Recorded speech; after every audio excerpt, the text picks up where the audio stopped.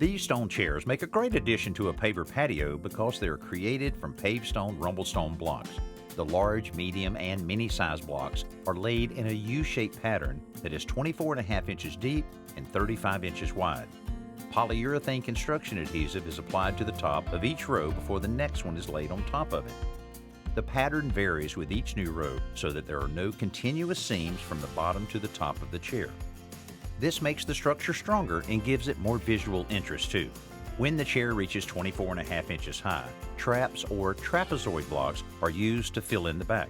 The traps are glued on both the bottom and the sides, and the angled edges form the perfect angle for the chair's back.